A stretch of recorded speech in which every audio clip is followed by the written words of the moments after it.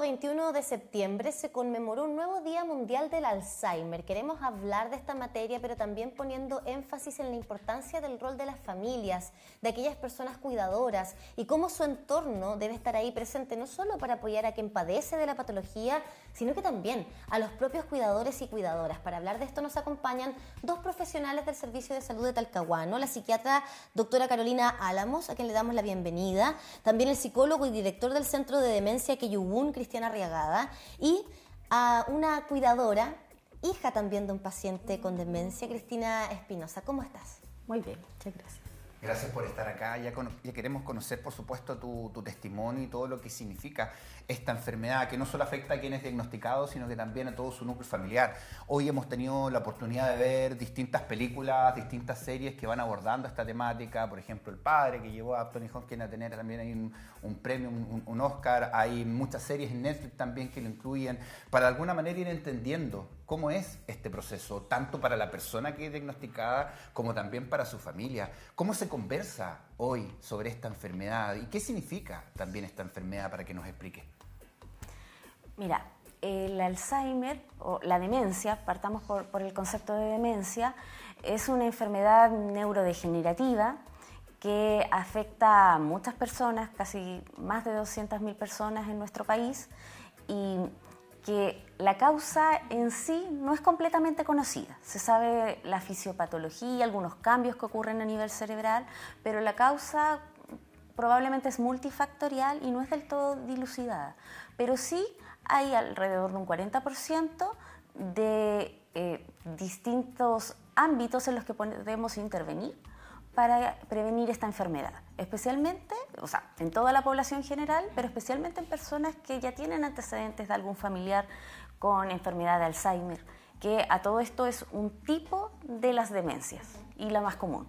Sí, claro, y además donde tenemos una población que está envejeciendo cada vez más, ¿verdad? Estamos viviendo más años, ahí también hay un foco, me imagino, de atención desde la medicina, la psiquiatría, la psicología con respecto a estas patologías. Pero, Cristian, ¿qué hay del abordaje psicológico que debiese tener la familia cuando empiezan a aparecer los primeros signos o síntomas de una patología como esta? Porque ya lo decíamos, esta es una patología que no solo afecta a quien la padece, sino que a su entorno por completo, por supuesto, a cuidadores y cuidadoras como Cristina, pero al entorno en general. Sí. Yo creo que principalmente hay que educarse sobre esto, y ya este sábado 21 se conmemoró y se sigue conmemorando el Día del Alzheimer. Lo más importante es sensibilizar sobre la enfermedad, que es, entre comillas, poco conocida para todos, pero en que no solamente afecta a las personas mayores, sino que también puede afectar a personas más jóvenes, ¿cierto? No hay que descuidar esta idea que se tiene de que las personas mayores se pueden olvidar, y eso es muy común y muy normal, y normalizar esto o estigmatizar a las personas, sino que ponerle mucho ojo a eso. Y si estos olvidos empiezan a afectar en sus rutinas diarias, lo primero que hay que hacer es consultar, por ejemplo, en un CESFAM, en su consultorio, ¿cierto? Pedir ayuda para poder hacer una evaluación como corresponde y después poder derivar según la necesidad que requiera. Prestar mucha atención a eso, pero lo principal es no estigmatizar a las personas que si presentan algún olvido o que principalmente presentan alguna desorientación o presentan alguna alucinación, algún delirio, sino que enfocarse siempre en poder educar.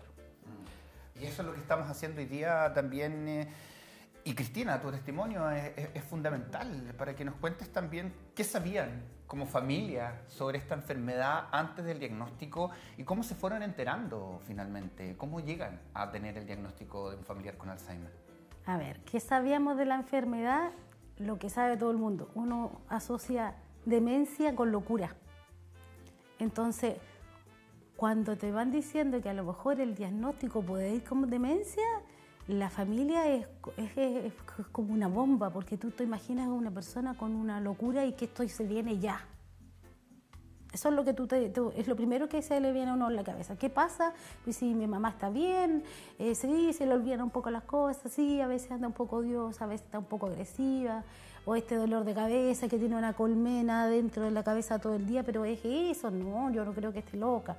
Entonces cuesta mucho. Pero cuando tú te empiezas a dar cuenta que este dolor de cabeza, de la colmena todo el día, no la deja pensar, o que los olvidos son cada vez más recurrentes y ya le empiezan a afectar a ella anímicamente, como que ella empieza a decir, estoy loca, no sirvo para nada, mi cabeza no me sirve. En algunos momentos, para mí el momento más culmino fue cuando mi mamá se golpeaba la cabeza, porque decía, se daba con la cabeza en la pared, porque decía, no puede ser que no me acuerde, si esto yo lo hice recién, porque en el caso de ella, y me imagino que también es como normal en la patología, ellos tienen los recuerdos anteriores, pero lo que falla es la memoria reciente. ¿Dónde dejé las llaves? ¿Pagué en el negocio? ¿No pagué? ¿Con cuánto pagué? Entonces, la vida diaria de mi mamá, ese era el gran problema. Sobre todo los números, qué día es hoy, qué fecha estoy, qué mes, qué año. Entonces ahí yo desperté y dije, no, aquí hay algo que pasa. Y ahí acudimos, primero consultamos en el médico general, no hubo como mucha alerta, pero yo creo que el momento así como empezamos a esto para lograr diagnóstico fue en el consultorio, cuando le hicieron el examen del adulto mayor. Porque ahí hay un ítem que tiene que ver con memoria. Y ahí la TENS que nos atendió, ella fue súper atenta y dijo, ¿saben qué? Aquí hay algo que me hace un poquito de ruido, no parece mucho, pero ¿saben qué? Hay un centro especializado en esto y está justo aquí en Hualpén. Levantó la alerta. Claro, y no solo la alerta, sino que también nos dio como una luz. Porque hasta ese momento, claro, el diagnóstico para ella fue muy complejo porque ella pensó en esto de la locura, lo primero que pensó que iba a estar peinando la muñeca como lo es en buen chileno. Entonces a ella se le cayó el mundo y a nosotros también, porque también empezamos a ver, bueno, ¿quién la va a cuidar? ¿Quién se va a quedar con ella? Es que yo no puedo porque yo trabajo, es que mi familia, es que tú te vas a vivir con nosotros, es que yo no me quiero mover de mi casa. Y llegamos a Quellogún. Y Quellogún para nosotros fue luz entre medio de toda la oscuridad. Porque ellos te enseñan a ver la enfermedad no de una manera tan negativa como lo que es la locura, sino que a ver de que tu persona, tu familiar, necesita ayuda. Y también te ayudan a cuáles son las ayudas que tú debieras ofrecerle. Claro, Cristina, son las primeras certezas, me imagino, que empezaron a tener como núcleo familiar después del primer diagnóstico o la primera alerta con respecto a lo que estaba pasando en este caso con tu mamá. Y ahí, doctora, ¿cuál es la importancia finalmente del núcleo familiar con respecto a estas patologías? Porque, claro, fue una profesional, una TENS, particularmente en el CESFAM, donde acudieron la que dijo, aquí hay que derivar. Pero previo a eso fueron ustedes, fueron los familiares, fuiste tú como hija la que dijo, no, aquí algo está pasando con mi mamá. ¿Qué tan importante es el rol de la familia en todo el proceso del diagnóstico, previo al diagnóstico y una vez que ya hay un diagnóstico? Sí, mira, el rol de la familia es fundamental y desde el diagnóstico al tratamiento y seguimiento de ese paciente. O sea, durante toda la vida la familia va a ser muy importante.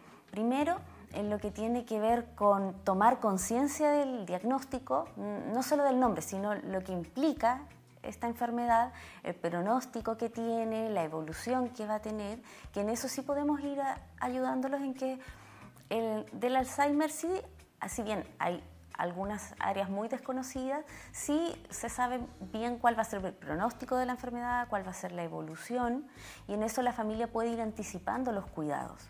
A veces lo que más dificulta el hacer un tratamiento es una familia que, por razones súper comprensibles, puede ser la historia relacional con el paciente y muchos otros aspectos, están un poquito en negación de esta enfermedad.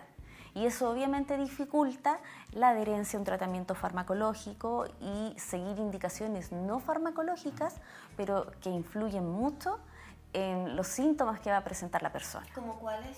Por ejemplo, la familia a veces está preparado para la pérdida de memoria, está preparada para que se le olviden algunas actividades domésticas en casa, el lenguaje, pero no está preparada, por ejemplo, para cambios a nivel conductual, como agitación, agresividad o cambios afectivos, irritabilidad, depresión, ansiedad, la apatía, que es esta un poco indiferencia de lo que pasa en el entorno familiar, que son síntomas que también tienen un correlato cerebral.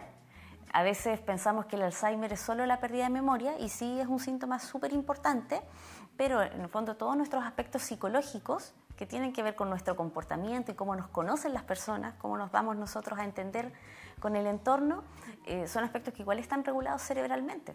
Claro, sí, finalmente nuestro cerebro es el que nos controla todo, finalmente, claro, el corazón nos ayuda muchísimo a mantenernos vivos, pero finalmente es el cerebro, es el que controla todo. Y ahí también preguntarte, Cristian, por lo que significa este diagnóstico, esta realidad, porque claro, como lo decía Cristina, hay una caricatura de las enfermedades y uno se va a esa caricatura. Y claro, después cuando aparece el diagnóstico de alguien cercano, uno empieza a investigar y empieza a conocer más, pero antes uno se queda con esa caricatura de la enfermedad. Y cuando estamos, o cuando se conversan en estas cosas, o cuando vemos o leemos, empezamos también, oye, a mí también se me olvidan las cosas. A mí también estoy pasando. Se van cambiando términos, ya la demencia senil parece que ya no se está utilizando. ¿Qué es lo esperable de un proceso, de una sociedad que envejece cada vez más? ¿Qué es lo esperable con nuestra memoria, con nuestros recuerdos? ¿Y cómo debemos ir abordando desde lo emocional también, desde lo psicológico, todas estas patologías? Porque lo decía que, claro, un diagnóstico puede ser una diabetes, un problema al corazón, y todo eso igual va afectando emocionalmente, una más que otra. ¿Cómo conversamos sobre esto? Es súper importante lo que tú cuentas porque la demencia no es una enfermedad que llega y ya se está en el final de la etapa. Es una demencia. La demencia en el fondo tiene distintas etapas y distintos niveles. A veces puede ser más compleja, otras veces menos compleja, a veces tiene su etapa inicial donde se empiezan a presentar estos olvidos, ¿cierto? Este impacto en las actividades de la vida diaria, pero puede mantener su rutina en general. Pero ya cuando se está afectando ya la posibilidad de poder organizar un viaje, de poder cocinar bien porque se me están olvidando los ingredientes o estoy dejando el gas prendido, cuando empieza a ocurrir o se puede percibir un riesgo para la persona, para la familia, ya hay que poner mucha mayor atención. Ahora aquí lo principal de esto es que si nosotros como comunidad y como sociedad logramos diferenciar entre un olvido normal, ¿cierto? Por estrés o por un estado a lo mejor anímico particular, ¿cierto? Independiente de eso, tenemos que consultar igual. O sea, hay algo que está detrás que necesitamos abordarlo para poderlo solucionar, ¿cierto? Y a lo mejor mi memoria se logra activar de nuevo y se habla mucho también de que hay demencias que se pueden recuperar. O sea, no necesariamente pasan a ser una demencia más avanzada o más severa o un deterioro cognitivo, ¿cierto? Podemos padecer un deterioro cognitivo desde ahí. Y luego, cuando ya sabemos que hay una demencia, está diagnosticada, tenemos que empezar ya a buscar ayuda. No solamente la ayuda en el CESFAM, sino que en un equipo multidisciplinario, ¿cierto? Desde el punto de vista médico como desde el punto de vista de otros profesionales, para empezar a conocer estrategias ya, tanto farmacológicas, porque el fármaco me puede ayudar para dormir bien, ¿cierto? Para a lo mejor favorecer un poco Sí, efectivamente. Pero también necesito saber qué voy a hacer cuando mi familiar se va a agitar, o cuando se frustre, o cuando no pueda dormir, o cuando quiera salir, y durante la noche, o cuando se levante, cuando esté desorientada, ¿cierto? Cuando requiera otro tipo de ayuda, necesito saber qué es lo que debo hacer. Y desde esa perspectiva considero de que si tenemos un familiar educado, tenemos una sociedad educada que conoce la enfermedad, yo puedo saber que esto es normal, puede padecerlo, y esto no es normal. Entonces tengo que saber dónde buscar ayuda. Y cómo contener justamente esas situaciones. Cristina, te veo escuchando atentamente lo que mencionan respecto de aquellas cosas que van pasando más allá del olvido. Más allá del olvido cotidiano que se presenta con la enfermedad. Para ti como cuidadora, ¿cuál ha sido el mayor desafío? ¿Cómo ha sido tener que enfrentar a estos síntomas de la enfermedad que van más allá de olvidarse con cuánto pagó y cuánto vuelto le dieron en el supermercado o en el negocio? A ver, ¿te cuesta entender que una persona que siempre ha funcionado bien de repente necesite tanta ayuda que se vuelva dependiente de ti en algunos aspectos? ¿ya? Yo tengo claro que lo que tiene mi mamá en este momento es una etapa inicial. Pero como les comentaba Cristian antes, yo también, yo soy cuidadora, también de manera formal. Entonces yo conozco la enfermedad en etapas avanzadas. Entonces es complejo como familiar y porque no hay una formación, digamos, de enfermería así como, digamos, enfocada en enfermedades de demencia. Nosotros tenemos, los cuidadores formales tenemos educación en cosas cotidianas, alimentación, higiene, orden, algo de terapia ocupacional, pero desarrollar habilidades y estrategias para lograr que una persona haga, por ejemplo, lo que no quiere hacer. Ese es un punto importante, porque ¿cómo lo haces tú en una etapa avanzada? Cuando tú necesitas bañar a una persona que está sucia y no quiere bañarse. Y esas estrategias tú las aprendes con la experiencia. Y si no hay nadie que te las enseñe, ¿cómo lo vas a vivir? Entonces, la familia, ahí empieza la frustración.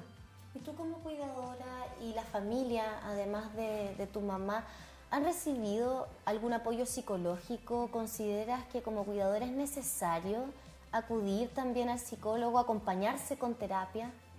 Por eso te digo yo que para mí Centro Coyogún fue luz, porque yo siempre había vivido la enfermedad desde el otro punto de vista, como la cuidadora que va, presta ayuda en un hogar y se va.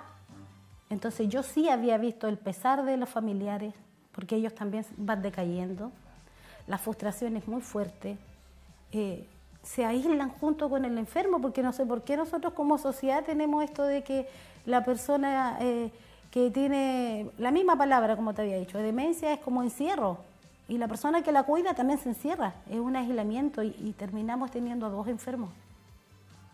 O sea, tenemos el enfermo puntual de demencia y tenemos el cuidador que generalmente tiene una depresión y padece mucho de estrés y aparecen otras enfermedades como la fibromialgia y una serie de trastornos que son psicosomáticos, producto de lo mismo, porque no tengo las herramientas, no tengo las unidades no tengo cómo respirar, me siento ahogado. Y eso es lo que le va pasando a las finales también al cuidador. Entonces, aquí es como un llamado a la sociedad, nosotros, a mirar para el lado, porque vivimos como tan encerrados. Y vemos a veces la patología del vecino y escuchamos los gritos, y lo primero que pensamos que es violencia, y muchas veces no es eso. Entonces, informarnos también qué pasa con mi vecino y buscar también, yo creo que aquí hay tres pilares fundamentales para el cuidador, uno como familiar. Primero, conocer la enfermedad. Tenemos que buscar, conocer qué es finalmente la enfermedad que afecta a mi familiar, cuál va a ser su evolución, cuál es el cuidado, qué cosas son normales y cuáles no, y cuáles son las afecciones que van a afectar, cómo lo va a afectar psicológicamente y también físicamente, porque las enfermedades son distintas. Por otro lado, desarrollar, mirarme yo y ver cuáles son mis habilidades para enfrentar esta enfermedad, desde lo que yo soy, de lo que yo he vivido, y también poder saber qué me falta. Y desde ahí buscar ayuda. ¿Qué me falta? ¿Qué estrategia hago yo cuando tengo que ponerle los zapatos y no quiere? ¿Por qué tengo que salir? Él no puede salir descalzo. Tengo que lograr ponerle los zapatos y tengo que lograr hacerlo de una manera que a él no le genere agresividad. Porque si él se altera, se pone agresivo, digamos que a las cosas en la casa y tú no logras salir con esa persona al médico, por ejemplo. Y eso es cuando afortunadamente tienen una red de apoyo. Hay muchas personas que no tienen esa red de apoyo. Y ahí le pregunto también, doctora, ¿qué podemos hacer el resto? Porque claro, los tres coinciden en que el resto de las personas también tenemos que aprender sobre esta enfermedad. Hoy día entiendo que Carabineros se está capacitando también al momento de encontrar una persona con demencia, cómo poder abordarlo, cómo poder conversar con él, con ella. Sabemos que muchas veces se escapan. Hoy día la tecnología ayuda mucho, las personas les están comprando pulseras GPS, pero hablarle al vecino, oye, si lo ves, avísame, oye, mi mamá, mi papá está con esto, y que tiene la suerte de tener vecinos también que sean buena onda, pero ¿cómo abordamos desde el resto? ¿Cómo la familia también debe comunicarle al resto? Porque se necesita una red de apoyo, directa o indirecta también, que el del almacén sepa, que los carabineros sepan cómo abordar esta situación. ¿Cómo estamos en esas materias? Bueno, en esa materia no estamos muy bien, la verdad. Lo que menciona Cristina es súper importante y tiene que ver con el concepto de ir creando comunidades amigables con la demencia. La demencia, si bien no es inherente a la edad de una persona, sí es un factor de riesgo, que a mayor edad, mayor probabilidad de presentar alguna alteración cognitiva que a la larga lleve a una demencia. En ese sentido, cada vez van a haber más personas con esta enfermedad. Y mientras más educación tengamos todos al respecto, va a ser mucho más fácil para un cuidador. Tocamos un aspecto de la psicoterapia, por ejemplo, del apoyo que va a requerir un cuidador en ese sentido, pero muchas veces nos damos cuenta que más que una psicoterapia propiamente tal, lo que necesita el cuidador efectivamente es un entorno amigable y una red que le pueda dar espacios de respiro, por ejemplo. Y en ese sentido, mientras más red de apoyo tenga, tangible en cuanto a tener un horario libre, por ejemplo, o una cuidadora que pueda pagar, pero también un vecino que efectivamente pueda socorrer en caso de, o un vecino que no esté tal vez llamando a carabineros o haciendo alguna acusación en una situación que no corresponda, por ejemplo, ya es un apoyo importante, o poder guiar a alguien que vemos medio perdido en la calle. De ahí la importancia de la educación justamente respecto de este tipo de patologías que, volvemos a insistir, ya son cada vez más cotidianas, ¿no? Lamentablemente es así. Ahora, esta pregunta es para ambos, tanto para ti como psiquiatra como para ti como psicólogo. ¿Qué hay de los tratamientos, de los avances también en términos de medicina con respecto al Alzheimer? La conversación ha rondado en torno a que no hay una causa todavía clara de por qué ocurre esta enfermedad, tampoco sabemos si efectivamente es genético 100% o no. ¿Cómo estamos en esa materia y particularmente en nuestra región? Es súper importante saber que en esa materia no estamos tan dispares respecto a lo que uno pudiera pensar de algún centro con mayor tecnología. Eso en primer lugar. No hay fármacos modificadores de la enfermedad que se usen masivamente. Sí hay una investigación bastante importante al respecto, respecto a la fisiopatología de la enfermedad. Lo que tenemos son algunos fármacos que lo que permiten es ralentizar este deterioro a nivel cognitivo, a nivel funcional y también de los síntomas psicológicos que acompañan la enfermedad, ¿ya? Y que se usan un tiempo. Y ahí el médico, de acuerdo a las comorbilidades que tenga el paciente, la situación global, decide si esos fármacos en realidad van a traer más beneficio, porque como todo fármaco hay que cuidar ciertos efectos secundarios. El resto de los fármacos es precisamente para manejar esto que llamamos síntomas psicológicos y conductuales de la enfermedad. ¿A qué me refiero con esto? A lo que va más allá de lo cognitivo, que tiene que ver con el comportamiento, la emoción, el pensamiento, la impulsividad, y que si bien no detienen la enfermedad, sí mejoran bastante la calidad de vida, porque tiene que ver con lo que mencionaba Cristina. Esto de cómo hacer que la vida sea mucho más armoniosa con una persona que tiene capacidades deterioradas. Finalmente, junto con agradecerle a los tres, ¿qué se espera de la enfermedad? En algún momento ya el cuidador no va a poder ser suficiente, va a tener que tener un equipo profesional que la cuide, llevarla a algún otro lugar. ¿Qué pasa con eso finalmente? Eso depende mucho del entorno familiar. Hay familias que se organizan de tal manera que pueden cuidar a su familiar durante todo su proceso de vida, y hay otros que por distintas condiciones tal vez requieren alguna institucionalización. Entonces eso realmente se va viendo caso a caso. Lo que sí es una enfermedad que ya está presente en cantidades importantes, y de ahí la importancia de tomar conciencia de todo el tratamiento que se puede realizar. Hay una parte que no mencioné que tiene que ver con todo que hay una serie de tratamientos no farmacológicos cuya evidencia es tan robusta como la que puede tener un tratamiento farmacológico. Y ahí es donde los cuidadores pueden intervenir y el entorno con distintas estrategias para manejar los síntomas de la enfermedad. Bueno, Cristina, Cristian, Carolina, muchísimas gracias por haber venido a Matinal Nuestra Casa, a compartir testimonios, pero también a conversar y educar justamente respecto de esta patología. Muchísimas gracias. Gracias a ustedes. Gracias a ustedes. Gracias. Que estén muy bien. A crear conciencia, compartir esta enfermedad, esta información sobre esta enfermedad también con los vecinos a través de las redes sociales, porque es necesario que todos sepamos también cómo abordar una situación similar, como también debemos ir aprendiendo cómo abordar, por ejemplo, el tema